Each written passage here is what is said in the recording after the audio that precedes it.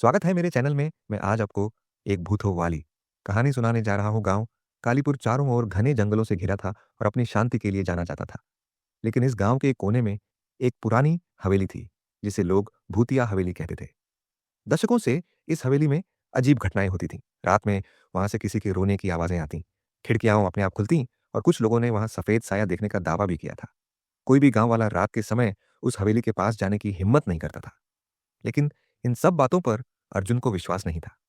वह गांव का एक निडर और जिज्ञासु युवक था, जो हमेशा तर्क की तलाश में रहता था। जब उसके दोस्तों ने उसे हवेली की कहानियां सुनाई, तो उसने चुनौती स्वीकार की और तय किया कि वह इस रहस्य से पर्दा उठाकर रहेगा। उस रात चांद बादलों के पीछे छिपा था। हवाओं की सरसराहट अजीब सी डरावनी लग रही थी। अर्जुन मशाल लेकर हवेली की ओर बढ़ा। जैसे ही उसने पुराने लकड़ी के दरवाजे को छुआ, वह चरर की आवाज के साथ अपने आप खुल गया। हवेली के अंदर घुप अंधेरा था। अर्जुन ने चारों ओर देखा। पुरानी दीवारों पर जाले लगे थे, फर्श पर धूल की मोटी परत थी और कोनों में टूटी फूटी चीजें पड़ी थी। वह धीरे धीरे अंदर बढ़ा। तभी अचानक ठक ठक ठक किसी के कदमों की आवाज आई। अर्जुन ने पीछे मुड़कर देखा, लेकिन वहां कोई नहीं था। अचानक एक कोने से एक धीमी हंसी सुनाई दी। हा हा हा। अर्जुन का दिल जोर जोर से धड़कने लगा, लेकिन वह रुका नहीं। उसने तय किया कि वह सच का सामना करेगा। अर्जुन एक बड़े हॉल में पहुंचा, जहां एक पुरानी टूटी हुई कुर्सी थी।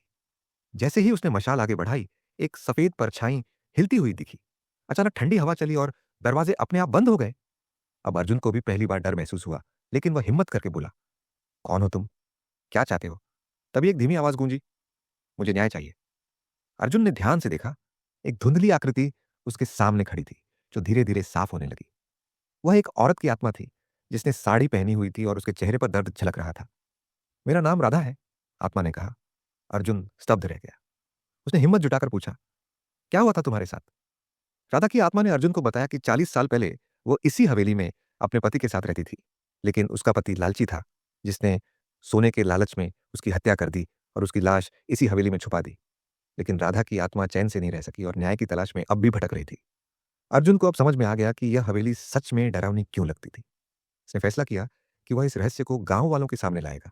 अगले दिन उसने गांव के बुजुर्गों से इस हवेली के पुराने दस्तावेज निकाले और खोजबीन शुरू की।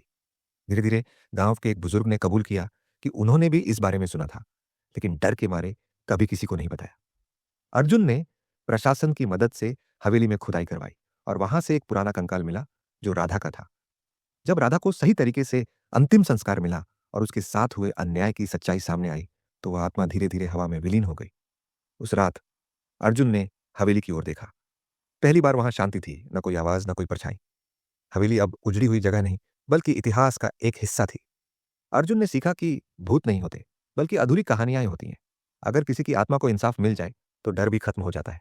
क्या आप ऐसी और रहस्यमयी, इंटरेस्टिंग और मॉरल स्टोरी सुनना चाहते हैं? तो हमारा चैनल सब्सक्राइब करें। नेक्स्ट वीडियो में।